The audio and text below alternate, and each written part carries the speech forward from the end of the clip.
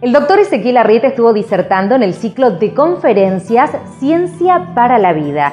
Y si hablamos de las vacunas, cuando algunas mamás tienen dudas de vacunar a sus hijos, si bien los especialistas, tanto las clínicas y las maternidades provinciales y públicas, avalan el hecho de la vacunación, también están aquellas mamás que tienen muchas dudas. Para ello lo invitamos a él a nuestros estudios para que nos explique sobre el tema de la vacunación y qué ocurre si las mamás no quieren vacunar a sus hijos. Lo escuchamos.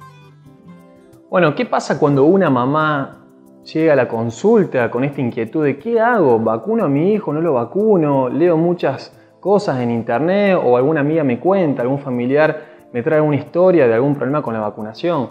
Bueno, en realidad existen muchísimos mitos alrededor de la vacuna y lo que nosotros los profesionales de la salud decimos y afirmamos, y está apoyado por la evidencia científica, es que debemos vacunar a los niños.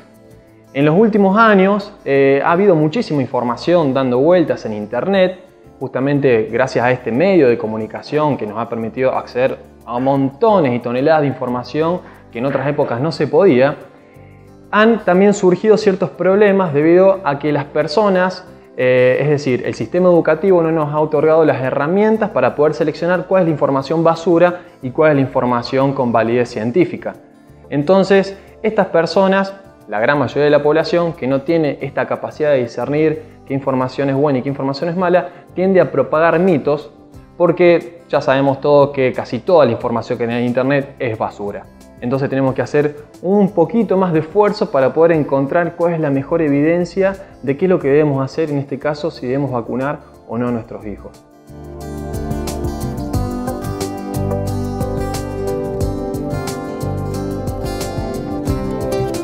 Muchas personas creen que con el aumento de la cantidad de vacunas en el calendario de vacunación y a lo largo de todos estos años de su invención, ha habido un aumento exponencial en la cantidad de casos de autismo. Esto en realidad es falso. Es falso porque no se ha relacionado directamente a ninguna vacuna con ningún caso de autismo. Esto quizás se debe un poquito a un problema que nosotros en ciencia llamamos correlación y causalidad, ¿sí? Que quiere decir que tenemos un fenómeno que después se debe a otro fenómeno, decimos que hay una correlación. Sin embargo, a veces estas dos cuestiones no están juntas, es decir, este fenómeno no es la causa de este. Se las voy a poner sencillo. Hagamos de cuenta que ustedes después de hace mucho tiempo quieren empezar a hacer un poco de ejercicio y deciden ir al gimnasio. Todos ese año fueron al gimnasio. Cuando terminó el año se dieron cuenta que ese año se enfermaron más. Entonces dijeron, uy, este año empecé el gimnasio y sin embargo me enfermé mucho más. Agarré más gripes que otros años. ¿El gimnasio me habrá producido las gripes?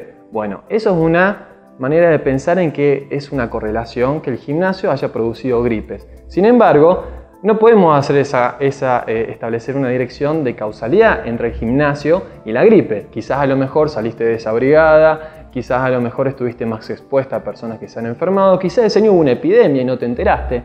Es decir, tenemos que hacer un esfuerzo un poquito más allá de lo que nos parece lógico o a simple vista para poder establecer una causalidad. En el caso del autismo ocurre exactamente lo mismo.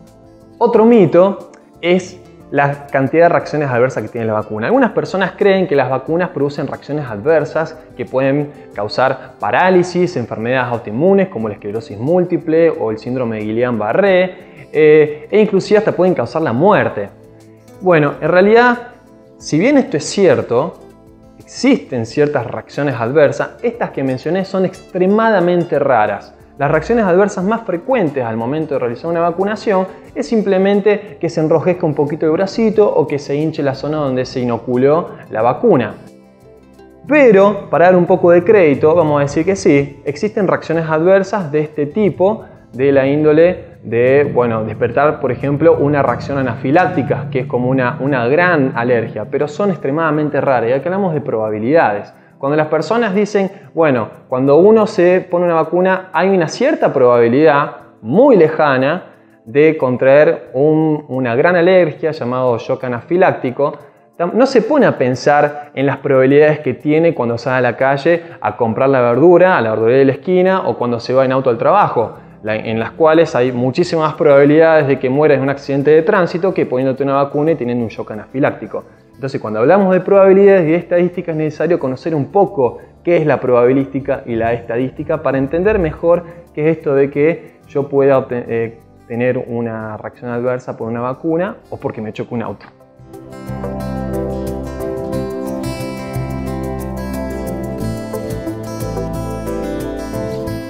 Entonces, doctor, ¿es correcto vacunar a los niños? Sí, mamá, escuchen bien, es correcto vacunar a los niños y hay que hacerlo, hay que ser tajante con esto porque es muy importante. Las vacunas han sido el invento, han sido el milagro de la ciencia médica que nos va a permitir mejorar muchísimo nuestra calidad de vida. Entonces, tenemos que entender que si bien he mencionado algo de unas reacciones adversas, tienen que entender que simplemente esto es para informarles lo que pueden leer en un prospecto o lo que pueden entender por ahí que alguien le dijo, un familiar o un amigo. Sin embargo, la posibilidad de tener una reacción adversa es muchísimo más baja de lo que ustedes quizás creen. Además, los beneficios superan con creces estas reacciones adversas que quizás se pueden llegar a manifestar en muy pocas veces. No tengan miedo, vacúnenlos, hago hincapié otra vez.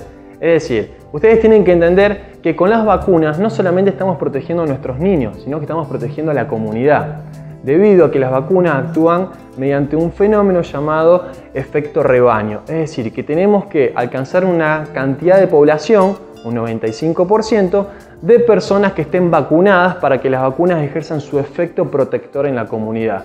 Si disminuimos ese porcentaje, es decir, si el número de vacunados disminuye el 95%, corremos riesgo de que estas enfermedades que hemos erradicado gracias a las vacunas, como la poliomielitis, difteria, sarampión, rubiola, tos convulsa, vuelvan a aparecer como están apareciendo en algunos lugares del mundo, como lo es Estados Unidos y Europa, donde el movimiento antivacunas está creciendo muchísimo en los últimos años debido a esta gran desinformación que les había comentado.